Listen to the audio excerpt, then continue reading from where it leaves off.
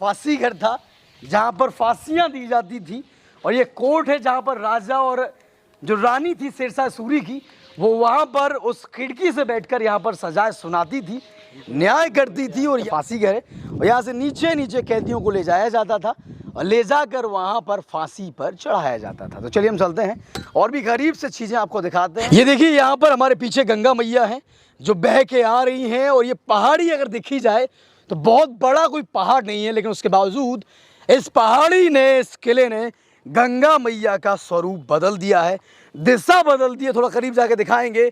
उस तरफ से गंगा मैया आई हैं और इस पहाड़ी से, इस किले से टकराकर दूसरी तरफ को मुड़ गई हैं। हमें भी कैद खाने की तरह नजर आ रहा है, जहां पर कभी कैदी रहे होंगे। और नीचे ये, जैसा कि हमने आपको दिखाया था गलकुंडार के किले में, ऐसी जगह थी ताकि नीचे जो लोग रह रहे हैं, तहखाने में जो लोग रह रहे हैं, उनके लिए पानी हवा का इंतजाम होता, या फिर जो देखरेख वाले चौकीदार, पुलिस वाले, सिपाही कुछ भी गए, वो भी रहते होंगे। वो नाली कहाँ, वहाँ से कहिए सीधे नाला सा जो है गंगा जी से कनेक्ट है, जो गेट वो है, देखिए। अच्छा, ये गेट कहाँ के लिए जाता है? वहीं स्नान घर के पीछे। अच्छा, अगर यहाँ से भी उतरना तो यहाँ से भी जो है उनके जो भी सुरक्षा कर्मी होंगे, रहते होंगे, लगे रहते होंगे। फांसी घर था जहाँ पर फांसियाँ दी जाती थी, और ये कोर्ट है जहाँ पर राजा और जो रानी थी शेरशाह सूरी की, वो वहाँ पर उस खिड़की से बैठकर यहाँ पर सजाएं सुनाती थी, न्याय करती थी। और यहाँ पर अब देखते हैं फांसी घर है कौन सा। नहीं, फांसी घर कौन सा है? ये क्या है? ये स्नान घर है या फांसी घर है? फांसी घर है, और यहाँ से नीचे नीचे कैदियों को ले जाया जाता था और ले जाकर वहाँ पर फांसी पर चढ़ाया जाता था। तो चलिए हम चलते हैं और भी गरीब से चीज़ें आपको दिखाते हैं। किले का ये आधा हिस्सा है, दूसरा हिस्सा आपको दिखाते हैं, और यहाँ किन किन राजाओं का कनेक्शन रहा है वो भी आपको बताते हैं। चलिए हमारे साथ और घूमिए इस चुनारगढ़ के किले को, चरनादीगढ़ के किले को, नैनागढ़ के किले को। तो इसके कई सारे नाम हैं, हर एक नाम को भी जानिए, हर एक कहानी को जानिए, और हर एक परत को खोलकर हम आपके सामने रख रहे हैं। तो चलिए इन्हीं किसी में से होगा।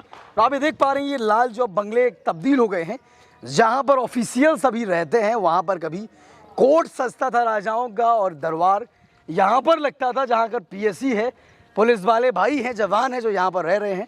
तो बड़ा ही खूबसूरत किला है। ये देखिए यहाँ पर हमारे पीछे गंगा मैया हैं जो बह के आ रही हैं, और ये पहाड़ी अगर देखी जाए तो बहुत बड़ा कोई पहाड़ नहीं है, लेकिन उसके बावजूद इस पहाड़ी ने, इस किले ने गंगा मैया का स्वरूप बदल दिया है, दिशा बदल दी है। थोड़ा करीब जाके दिखाएंगे।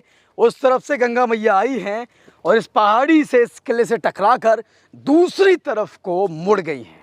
ये किला रहस्यमय किला, इस किले के बारे में ये भी कहा जाता है कि ये किला इतना पुराना है, इतना रहस्यमय है कि कोई भी इसकी डेट नहीं बता सकता है कि किला कब बना है। तो राजा विक्रमादित्य ने अपने भाई भरथरी के लिए किला बनवाया था। ये किला मिर्ज़ापुर में स्थित है। मिर्ज़ापुर लगभग 32-35 किलोमीटर यहाँ से दूर है। तो ये बड़ा ही खूबसूरत किला है। गंगा मैया बगल से बह रही हैं, लेकिन 1000-2000 साल के बावजूद ज्यों का त्यों ये खड़ा है, लगातार अपनी खूबसूरती से दर्शकों को अपने तरफ मोहित कर रहा है।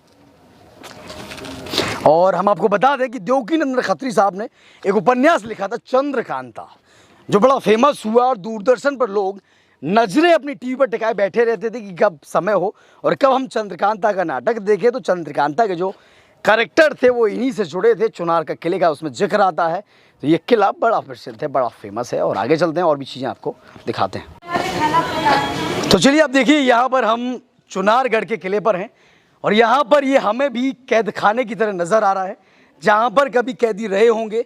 और नीचे ये, जैसा कि हमने आपको दिखाया था गलकुंडार के किले में, ऐसी जगह थी ताकि नीचे जो लोग रह रहे हैं, तहखाने में जो लोग रह रहे हैं, उनके लिए पानी हवा का इंतज़ाम होता रहे, वो लोग भी सस्टेन रहते रहे, वहाँ पर बने रहें। तो यहाँ पर भी ये बताया जाता है कि यहाँ पर नीचे भी कैदी रहते थे।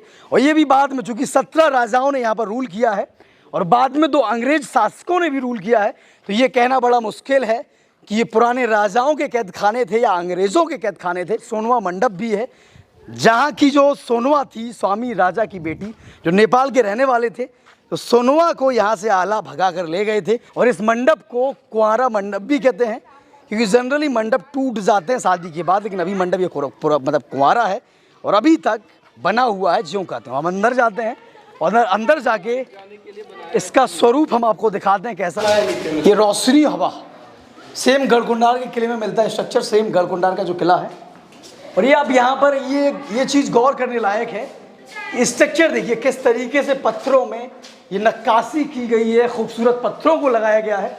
हमारे आज के सीमेंट के मकान होते हैं 100-200 साल बाद सब ध्वस्त हो जाते हैं, लेकिन हज़ारों साल पुराना किला है और अभी तक ज्यों का त्यों ये किला बना हुआ है। क्योंकि साफ सफाई नहीं है, रख रखाव नहीं है, चमगादड़ यहाँ पर बहुत रहते होंगे, इस वजह से बीट की बदबू आ रही है। जल्दी हम यहाँ से निकलते हैं। और ये मैं नज़र आ रहा है कि ये सोनवा मंडप ही है जहाँ तक, और बड़ा खूबसूरत मंडप है, वो अभी तक टिका हुआ है। और चारों तरफ आप देखेंगे ये कैद खाने हैं जहाँ पर कैदी रहते होंगे, और कैद खाने भी बड़े कमाल के हैं कि कैदी भी गंगा जी के दर्शन करके यहाँ पर आराम से रहते होंगे। तो बड़ा खूबसूरत ये किला है और एक पार्ट किले का बंद हो चुका है। तो हमने आपको शुरुआत से बताया कि किस किस ने यहाँ पर रूल किया।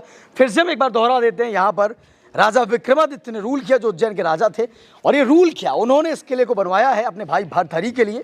भरथरी यहाँ पर रहे, उसके बाद पृथ्वीराज चौहान ने यहाँ पर रूल किया, शेरशाह सूरी ने यहाँ पर रूल किया, शेरशाह सूरी के बाद हुमायूं ने यहाँ पर रूल किया और हुमायूं ने लगभग 4-6 महीने लगा दिए इस किले को जीतने में। उसके बाद हुमायूं सफल हो पाया।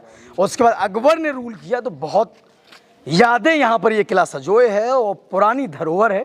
बहुत सालों से गंगा मैया से टकरा कर यूँ ही खड़ा है और गंगा मैया अभी तक इस किले को नहीं तोड़ पाई हैं। तो इस किले पर हम थे। बड़ा ही रहस्यमयी है, बड़ा ही खूबसूरत है और आधा हिस्सा अब रिजर्व हो चुका है पीएसी वालों के लिए। तो आप सब देख रहे थे जनता का राज। ये चुनार का किला आपको कैसा लगा ज़रूर बताइएगा और देखते रहिए जनता का राज। मैं राघवेंद्र राजपूत, धन्यवाद।